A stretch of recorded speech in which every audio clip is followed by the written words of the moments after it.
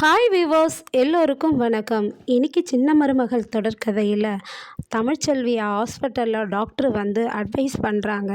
இங்கே பாருங்கள், இந்த ஒரு குழந்தையோடைய ஹெல்த்தாவது நல்லா இருக்கணும்னு நினச்சிங்கன்னா நீங்கள் எங்கேயும் வெளியே போகாமல் உங்கள் ஹெல்த்தை பத்திரமா பார்த்துக்கோங்க, சரியா? அதனால் வந்து இந்த குழந்தைக்கு தான் பாதிக்கும், நீங்கள் எது பண்ணாலும் கவனமாக இருந்துக்கோங்க, அவ்வளோதான் நான் சொல்லுவேன் அப்படின்னு சொல்லிட்டு போயிடுறாங்க. உடனே தமிழ்ச்செல்வி வந்து அவங்க அம்மாச்சியை பார்த்து சொல்கிறாங்க, என் குழந்தைய நீங்கள் தூக்கிட்டு போய் அவங்கக்கிட்ட கொடுத்தீங்கல்ல, இந்த விஷயத்த நான் அப்படியே சும்மா விட்டுற மாட்டேன். இப்போ சைலண்ட்டாக இருக்கிறேன், ஆனால் என்றைக்கா இருந்தாலும் அந்த குழந்தைய நான் கூட்டிகிட்டு வந்துடுவேன் அப்படின்றாங்க. சொல்லிவிட்டு அப்புறமா ஒரு பச்சை குழந்தைய ஒரு தாய்கிட்ட இருந்து நீங்கள் பிரிச்சிங்களே, அந்த பாவம் உங்களை சும்மாவே விடாது அப்படின்னு சொல்கிறாங்க அம்மாச்சியை பார்த்து. அதுக்கு அம்மாச்சி சொல்கிறாங்க, பரவாயில்லடி, நான் நரகத்துக்கு இதனால் போனாலும் பரவாயில்ல அப்படின்றாங்க. அப்புறமா வந்து தமிழ்ச்செல்வி கிட்ட பால் கொடுக்கறதுக்காக குழந்தைய கொடுக்குறாங்க. கொடுத்ததும் அதுக்கப்புறம் தமிழ்ச்செல்வி எல்லார்கிட்டையும் என்ன சொல்கிறாங்கன்னா, எல்லாரும் கொஞ்ச நேரம் வெளியே போங்க, நான் என் குழந்தைகிட்ட பேசணும் அப்படின்னு சொல்கிறாங்க. அதுக்கப்புறம் எல்லாரும் வெளியே போயிடுறாங்க. அதுக்கப்புறம் இன்னொரு குழந்தை, ஆண் குழந்தை ராசாங்கம் வீட்டில் வளருது இல்லையா, அந்த குழந்தைக்கு மலர் பால் காய்ச்சி பாலெல்லாம் வாங்கிட்டு வந்து, மலரும் ஒரு ஈக்குவலான தமிழ்ச்செல்வியை போல் அதுக்கு ஒரு தாயாக இருந்து பால் காய்ச்சி புட்டி பால் கொடுக்குறாங்க அந்த குழந்தைக்கு. கொடுத்ததும் உடனே தமிழ்ச்செல்வி வந்து ஃபோன் பண்ணுறாங்க. ஃபோன் பண்ணதும், அக்கா என் குழந்தை எப்படிக்கா இருக்குது அப்படின்னு சொல்லி கேட்குறாங்க. நல்லா இருக்கு தமிழ் அப்படின்றாங்க. நான் மயக்கத்தில் இருக்கும்போது என் குழந்தைய தூக்கிட்டு வந்து அங்கே கொடுத்துட்டாங்கக்கா, நான் என் குழந்தை முகத்தை கூட நான் பார்க்கலக்கா, ஏங்க்கா இப்படி பண்ணுறாங்க அந்த வீட்டில் இருக்கிறவங்க எல்லாரும், எனக்கு எதுக்குக்கா இது மாதிரி மனசு வலியை கொடுக்குறாங்க அப்படின்னு சொல்லிட்டு அழுகுறாங்க. என் குழந்தை முகத்தையே பார்க்கலையேக்கா நான் அப்படின்றாங்க மலர்கிட்ட. அப்போ உடனே மலர் சொல்கிறாங்க, தமிழ் அப்போ நீ வீடியோ கால் வரியா, நான் குழந்தைய காட்டுறேன் அப்படின்றாங்க. உடனே சரிக்கான்னு சொல்லிட்டு வீடியோ கால் வராங்க தமிழ்ச்செல்வி. அப்போ குழந்தைய பார்த்ததும், என் தங்கம்டா, என் செல்லம்டா, உனக்கு அம்மா ஞாபகம் வருதாடா அப்படின்னு சொல்லிட்டு வீடியோ கால்லையே கொஞ்சுறாங்க. கொஞ்சிட்ட பிறகு இந்த ஐஷுவுக்கும் சேதுவுக்கும் முதல் ராத்திரி ரெடி பண்ணுறதுக்காக எல்லாமே ரெடி பண்ணுறாங்க.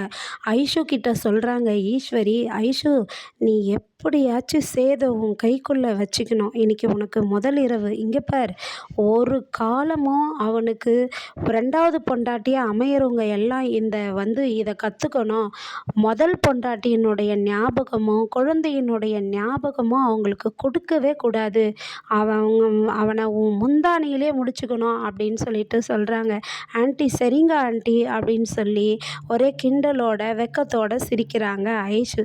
அதுக்கப்புறமா சேதுக்கிட்ட ஐஷோடைய அப்பா என்ன சொல்கிறாருன்னா, இது மாதிரி அத்தை இப்படி செய்வாங்க நான் கொஞ்சம் கூட எதிர்பார்க்கவே இல்லை, கல்யாணம் ஆன அன்றைக்கே குழந்தைய எடுத்துகிட்டு வந்து கொடுத்துட்டாங்க, என் பொண்ணு சின்ன பொண்ணு கல்யாணம் ஆகி அவள் சந்தோஷமாக வாழ முடியாத அளவுக்கு ஒரு குழந்தைய நடுவில் எடுத்துகிட்டு வந்து கொடுத்தா என்ன அர்த்தம் அப்படின்னு சொல்லி கேட்குறாரு.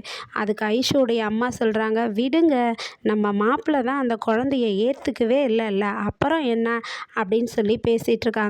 அதுக்கப்புறமா முதல் இரவுக்கு வந்து நேரம் ஆயிடுச்சு. சேது வந்து அவங்க அப்பா கிட்ட பேசணும்னு சொல்கிறாரு. ஈஸ்வரி வந்து என்ன சொல்கிறாங்கன்னா, சேது அப்பா கிட்டலாம் அப்புறம் பேசிக்கலாம், நேரமாச்சு பாரு நீ போ அப்படின்னு சொல்லிட்டு சொல்கிறாங்க, மாடிக்கு போ அப்படின்ட்டு. அவர் மாடி படிக்கட்டை ஏறும்போது குழந்தை ஒரே கத்துது. ஏன்னா மாடி படிக்கட்டு கீழே மலர் அந்த குழந்தைய வச்சுக்கிட்டு தாளாட்டிக்கிட்டு இருக்கிறாங்க.